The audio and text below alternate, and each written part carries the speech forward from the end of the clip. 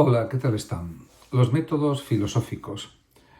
Podemos decir que el término método en griego era métodos y se refiere al conjunto de procedimientos propios que se utilizan en la investigación científica y que son también utilizados para alcanzar un objetivo, si bien cabe entenderlo también como estudio de la realidad, que intenta aventurarse en pues lo que está más allá del logos. Un pensador de la talla de José Ferrater Mora, que vivió de 1912 a 1991, sugiere que, y son sus propias palabras, se tiene un método cuando se sigue un cierto camino, odos, para alcanzar un cierto fin propuesto de antemano como tal. En efecto, el método no es algo que se sabe, sino algo que se hace, una acción desarrollada conforme a unos procedimientos y reglas específicas y diferenciadas. En este sentido, pues hay que tener claro que la filosofía se ocupa de definir ideas, cada una de las cuales se compone, según Gustavo Bueno Martínez, de un núcleo de esencia, en tanto que germen o raíz genérica, y un cuerpo que supone el enraizamiento del núcleo en el entorno en sucesivas capas, y también un curso, que es el recorrido histórico, según ciertas especificaciones y transformaciones evolutivas. Y en definitiva su objetivo último sería el de establecer un entretejimiento entre las distintas ideas históricamente dadas, como una conexión entre distintas ideas. En este sentido, se puede decir que las ciencias naturales se ocupan de estudiar la realidad fenoménicamente dada, ya sea por ejemplo la física, la química, la biología, la geología, etc., a través del denominado método experimental, tradicionalmente incardinado en el método hipotético deductivo tal como lo planteó Galileo Galilei, que fue un gran matemático y filósofo que murió en el año 1642. Podemos también señalar que las ciencias sociales, por su parte, se centran, en cambio, en la comprensión, Verstehen, de los hechos humanos, mucho más complejos si cabe a través de los procedimientos del método histórico, documental y también del método exegético o interpretativo y filosófico y filológico, o más bien se puede denominar método exegético-filológico. En este sentido, el método histórico atiende, como su propio nombre indica, al estudio de los documentos originales desde un posicionamiento objetivo. Por ejemplo, la Constitución de Esparta, en la antigua Grecia, las 95 tesis de Lutero, la Declaración de Derechos del Hombre y del Ciudadano, etc. En cambio, el método exegético se centra, por contra, en analizar e interpretar los textos históricos desde posiciones o planteamientos subjetivos, haciendo uso del análisis filológico o lingüístico, y es a menudo pues, muy conflictivo. También, por supuesto, hay que analizar lo que es el método de investigación en filosofía. Mientras que se busca la verdad filosófica, diríamos, desde la función investigadora, podemos decir que se concentra la filosofía no en la producción de ideas, sino más bien en la búsqueda de evidencias objetivas, esenciales, referidas a las ideas que están siendo debatidas. En cuanto a los métodos de la filosofía clásica, pues hay varios fundamentales, como son, por ejemplo, el método dialógico, el método racionalista, el método empirista, el método trascendental, fundamentalmente. En cuanto al método dialógico, pues la primera metodología, específicamente filosófica, se debe a Sócrates de Atenas, que nació en el 470 a.C. y murió en el 399 a.C., que fue un eminente maestro de Platón, en cuyos diálogos, por otra parte, podemos constatar una peculiar manera de acercamiento a la comprensión de la realidad que recibe el nombre de dialéctica. Sócrates, por ejemplo, que jamás se dignó a escribir una sola línea de los libros contienen solo letra muerta, desde su perspectiva, prefería indagar las cuestiones filosóficas en diálogo permanente con sus interlocutores, en diálogo mayéutico, en diálogo hablado, oral.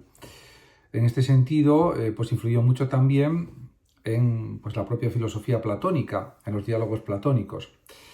Por otra parte está el método racionalista. El racionalismo moderno certifica la primacía de la razón sobre la experiencia, ya que solamente ésta puede darnos certeza de que nuestros conocimientos, me refiero a la razón, son verdaderos. Lo que tenemos ante nosotros no viene de lo exterior, sino del entendimiento mismo, y entre nuestras ideas solo aquellas que son claras y distintas podemos decir que son a la vez evidentes y ciertas. y proceden directamente de la propia razón, de la propia inteligencia.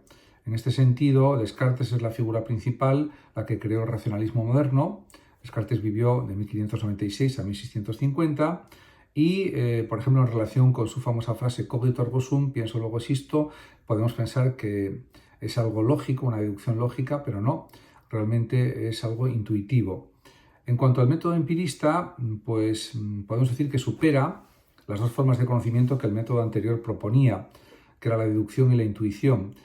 Y la razón para el empirismo pues es una fuente adecuada para desarrollar las ciencias formales, como son, por ejemplo, la lógica y la matemática, pero no para desarrollar el conocimiento, por ejemplo, experiencial o experimental. De hecho, tanto para Locke como para Hume, como para el gran Aristóteles, todo conocimiento procede de la experiencia, aunque después se hagan clasificaciones, etc. En este sentido, pues en general se puede decir que es empirista toda filosofía según la cual pues el origen y el valor de nuestro conocimiento depende de la experiencia sensible y se sirve del método inductivo para pues establecer generalizaciones a partir de los datos sólidos que nos proporcionan los sentidos. Autores de la talla de Locke y Hume asumen el método hipotético deductivo también de las ciencias experimentales. En cuanto al método trascendental, que fue desarrollado por Immanuel Kant, pues busca de forma crítica encontrar la fundamentación de nuestro conocimiento. En este sentido, pues para Kant es imprescindible contestar a varias preguntas fundamentales. ¿Qué puedo saber? Que trata sobre las posibilidades y límites del conocimiento. ¿Qué debo hacer? Que trata aspectos éticos en relación con el obrar bien. ¿Qué me está permitido esperar sobre el futuro de los que obran bien? Y que se resumen en la pregunta última y fundamental, ¿qué es el hombre? Es una pregunta de tipo antropológico que incluye la antropología filosófica. En ese sentido, pues podemos decir que también desde la perspectiva de la teoría del conocimiento kantiana o de la gnoseología kantiana, lo trascendental se refiere a lo a priorístico, a las condiciones generales del conocimiento puestas por nuestra propia mente, por nuestro propio entendimiento. Y en este sentido, Kant distingue fundamentalmente la facultad de la sensibilidad y las facultades intelectuales, que son entendimiento, razón y juicio. En ese sentido, descubrir las condiciones comunes que proponen todas estas facultades es el objetivo en este método que se aplica al estudio de las ciencias y también Kant considera que la metafísica no es una ciencia, pero sí es una tendencia natural de la mente humana. En este sentido, hay unas condiciones comunes, universales y necesarias para todos los individuos, para todo tiempo y lugar, que condiciones que Kant denomina las propias del sujeto trascendental. Por otra parte, también pues, hay otros métodos, los métodos propios de la filosofía contemporánea, que parten, por ejemplo, pues, del método dialéctico, que fue introducido en la antigüedad por Heráclito de Éfeso, que murió en el 480 a.C. La realidad Heráclito la entendía como una lucha de contrarios. La famosa frase de Heráclito de que nunca te puedes bañar dos veces en el mismo río porque el agua ha cambiado y el paso del tiempo es algo, pues diríamos, inexorable.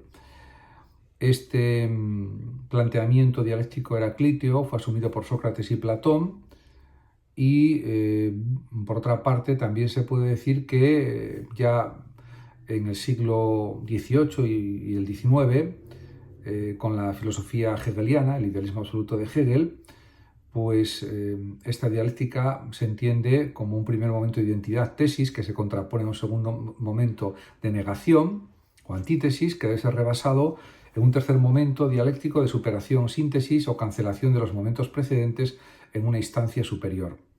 En Karl Marx, que era un filósofo ateo y materialista y que murió en 1883, la realidad es el proceso de superación de las realizaciones previas históricamente dadas y la materia, a través de las contradicciones y cambios que se operan en su seno, va engendrando formas superiores de realidad cada vez más complejas. Esto sería también el materialismo histórico, el materialismo dialéctico establecido por Marx y por su amigo Engels, también un considerable pensador. En cuanto al método analítico, pues es el propio de la filosofía analítica del lenguaje del siglo XX, desarrollada por Wittgenstein, por Russell y por otros filósofos, y considera que la mayor parte de los problemas filosóficos se plantean porque las expresiones filosóficas son imprecisas y oscuras, cuando no asignificativas, y dan lugar pues, a ambigüedades, confusiones, paradojas, imprecisiones, etc. Por lo tanto, parece necesario un análisis riguroso y lógico del lenguaje. En este sentido, la lógica formal habla de un lenguaje formal o perfecto frente al lenguaje natural, que es el que hablamos todos los días. En ese sentido, podemos decir que entre los impulsores más importantes de este método analítico o de filosofía del lenguaje destacan Bertrand Russell, que murió en 1970 y vivió casi 100 años, ya que nació en 1872, y Ludwig Wittgenstein, que también puede ser considerado como un positivista lógico y que está vinculado también al famoso Círculo de Viena. En relación con el método fenomenológico, surgió con la obra de Husserl, con las obras de Husserl, y este método de la fenomenología ha sido usado frecuentemente en el ámbito filosófico para definir el estudio del mundo que se manifiesta directamente a la conciencia, y está presente también en otros pensadores como Hume, como Kant o como Hegel, en su fenomenología del espíritu especialmente, y nace propiamente como corriente ya filosófica plena con Edmund Husserl hacia 1900 con sus investigaciones lógicas, y esta actitud no rehúye ni desprecia la realidad, sino que la quiere comprender tal y como es y se aparece, esto es, tal como se da a nuestra conciencia. Desde esta perspectiva, las cosas se nos dan a la conciencia en una relación intencional.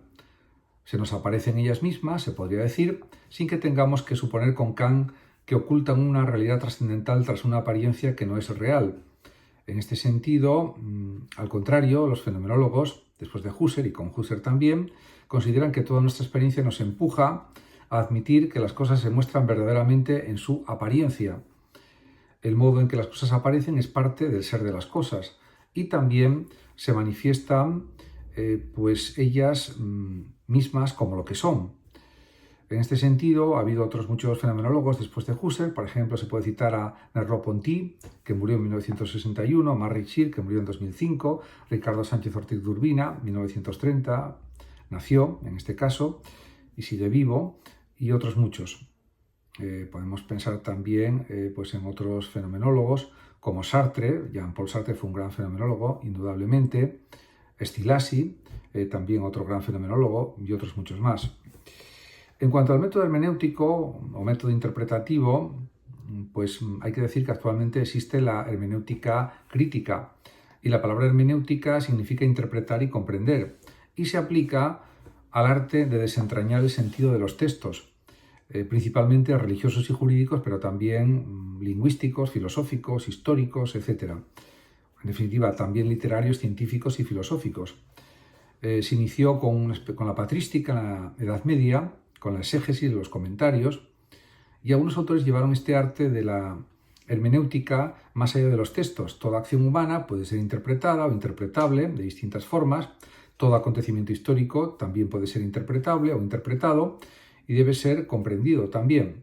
De fondo, también se puede considerar que hay una fuerte crítica al método de la ciencia moderna, que al tratar de explicar causalmente los acontecimientos se muestra incapaz de comprender la historia en muchos aspectos que no se pueden reducir a una comprobación causal, a una comprobación verificada de los hechos o de la realidad. En este sentido, la hermenéutica tiende indudablemente a considerar como elementos la tradición, la autoridad, el lenguaje, el contexto, y podemos decir que intenta elaborar unos criterios desde los que poder criticar las falsas concepciones, las falsas comprensiones también. Se pueden destacar distintos fenomenólogos importantes. El principal yo creo que es en el siglo XX y principios del XXI, Hans-Georg Gadamer, que vivió de 1900 a 2002. También se puede destacar la obra de Paul Ricoeur, que murió en 2005, la de Martin Heidegger, que murió en 1976, y otros pensadores como Schleiermacher en el siglo XIX, que fue uno de los creadores fundamentales de la hermenéutica en el siglo XIX, y también Wilhelm Dilthey, que fue un pensador también que desarrolló el historicismo, pero también la crítica y la hermenéutica. En ese sentido, podemos decir que Estos métodos filosóficos también pues, se pueden complementar con la investigación filosófica. Y el método de investigación en filosofía es la herramienta metodológica utilizada de forma principal, aunque no exclusiva, por la historia de la filosofía. Y esta disciplina filosófica pues, intenta desentrañar el sentido de los textos históricos mediante un análisis crítico de las fuentes, sean textos completos, fragmentos o testimonios, y también la interpretación y comprensión de estos documentos. Muchas gracias a todos por su atención, saludos como siempre a los oyentes de Radio Sofando de México y hasta mi próximo vídeo.